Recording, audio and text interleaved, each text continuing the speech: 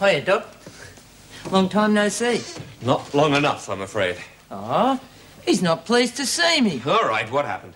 Oh, it was just a little accident, wasn't it, Mrs. Jackson? Apparently. Well, if you go into the hospital room, the sister will fix you up. Oh, I was really looking forward to having those nice pink fingers of yours fiddled with my nose. Yeah, well, I'm sure you'll survive. She has to have her examination, too. When you're finished in there, strip off your examination. Better and better. God almighty. Cheer up, they're not all that bad. How would I really get to see any of the good ones? Oh, by the way, I'm going to look at a practice this morning in an hour or so. That's marvellous. Hardly marvellous. Pretty grotty area, I think. Doesn't matter where it is, it'll be yours, your practice. Well, it won't be a little gold mine, but... Certainly won't be that. Mind you, I won't be surrounded by brawling women 24 hours a day. Not that I don't get the odd other case, like yesterday, for example. Very interesting case yesterday. Melinda Cross came in for a pregnancy examination. Well, if it proves positive, you're going to have a few little extra problems, aren't you? But not for you. I certainly hope not. Ready for my examination, handsome? Oh, that's enough of that, Burke. If you don't mind, I do have a patient to attend to. Didn't interrupt anything, did I, Doc?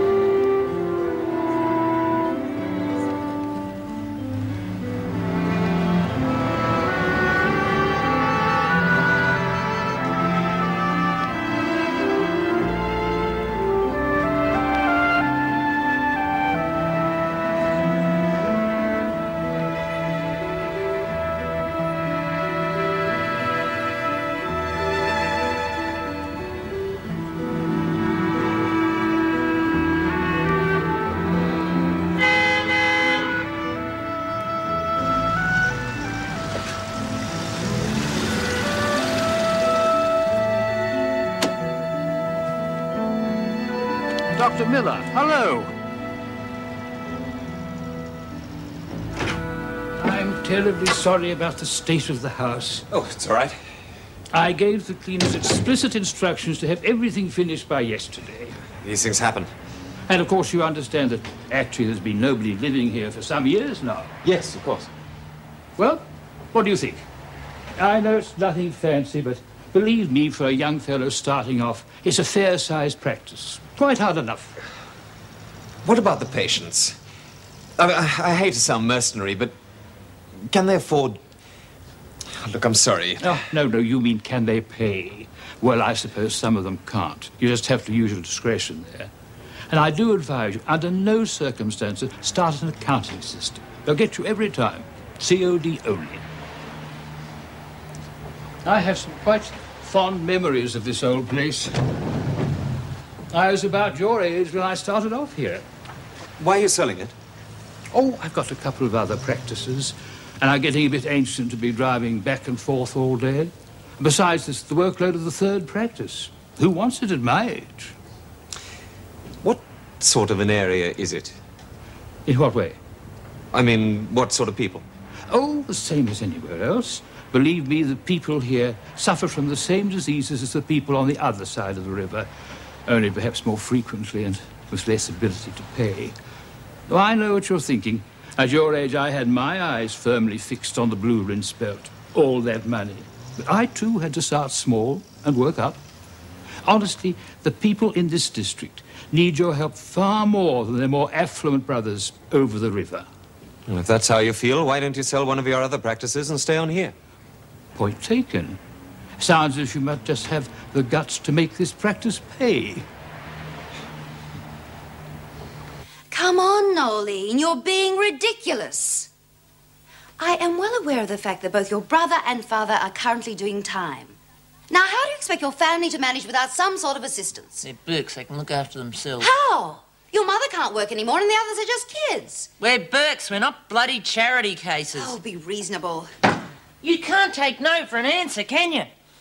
Now get this through your thick skull. We've never taken charity and we're not going to start now. It is not charity. You pay for this with your taxes. Taxes? What do you reckon, we knock over some joint and then walk into the taxation department with a little box of goodies to give them their share? Wake up, Australia. You can't tell me that no one in the family has ever paid taxes. What about your mother? At least some assistance might help the younger members of the family to keep out of prison. Surely you see that. You might as well go.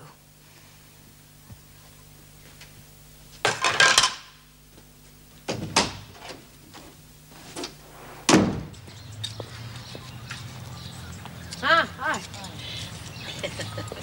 Keep an eye on that lot up there, will you? I'm sorry about this morning. I was in a lousy mood. Oh, that's all right. You feeling better now? Yeah. No good. Huh? The practice. Oh, it was all right. What's the matter then? Well, I can't help feeling I'll be treating exactly the same sort of patients there as I am here. Seems hardly worth making the move. Now, don't be so defeatist. Oh, I'm sorry. I'm having a bad day. I was rude to Dr. Herbert, too. Who? He owns a surgery. We owns 3 surgeries. Half the time, I wasn't sure whether I was talking to a doctor or an estate agent. Drives a great big Jaguar.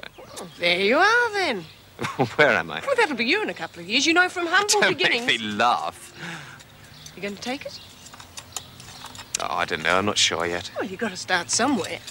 Oh, but I have. Won't you accompany me, dear boy, to my Wentworth prison practice? Well, of course, old chap. Good. You old chap. Oh, yeah. Was it in Treason Street? No. What are you doing here, Smith? Ah, morning constitutional. You know me, Mrs. Jackson. Up and down the corridor 6 times before breakfast and then back to my penthouse for 100 push-ups. Every morning, regular as clockwork. Well, get on with it, will you? Morning, Jen. Morning. Hey, by the way, Doc, when are you going to organise the Red Cross to come in so we can donate blood? I mean, we're all blood donors on the outside, and take Mr. Fletcher there. He's a regular blood donor if ever I saw one. Aren't you, Mr. Fletcher? Well, Hey, Mr. Fletcher! I'll see if I can organise something. I think you better get back to the laundry, Smith. Just going. Just going.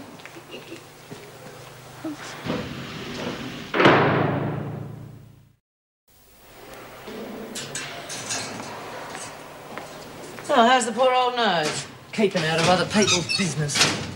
Don't try and be funny. Rack off. Yeah, you didn't learn anything yesterday, did you? I would have credited you with more intelligence, Nolene. Oh, look, just leave me alone, B. You get off my back and things will be okay. Otherwise, Yeah, what then? just lay off. Just you keep your greasy little fingers out of the mixing bowl, that's all. Yeah. Yeah. Burke, that's a visitor for you. Don't trip on the carpet again, Nolene. You better hope she doesn't, Smith, for your own sake.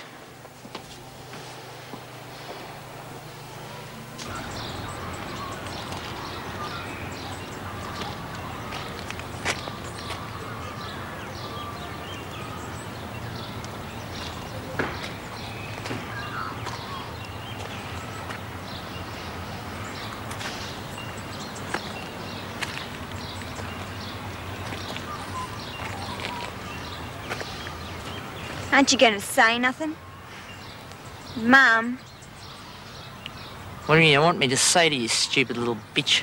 Oh, Mum. Mum. I'm the stir and it's your fault. And all you can say is, Mum. I'm sorry. I didn't know. I didn't mean... Because you didn't listen. If I told you once, I told you 1,000 bloody times. But I tried to warn you. Yeah, not loud enough or soon enough. If you'd have been louder and sooner, I would have known to lie low until that guard had gone, wouldn't I? Standing there mumbling like that. Not even a deaf and dumb person can lip read at 30 feet in the dark. I was scared. Yeah, it's just as well you ran off. Because I would have got nicked too. No, because if you'd been standing there when I stuck my head out and seen that guard, I would have wrung your bloody neck. What are we going to do? I don't know about you. I reckon I'm going to do about 4 weeks. I mean at home. How are we going to live? Oh, don't ask me. I'm stuck in here, I can't do much. You're the eldest, you're just going to have to take responsibility.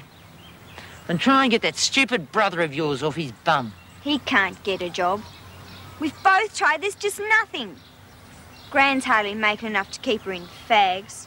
She can't work much longer. Well, you'll just have to use your nous then, won't you? Go on the dole, you mean? The bloody doll? Well, that's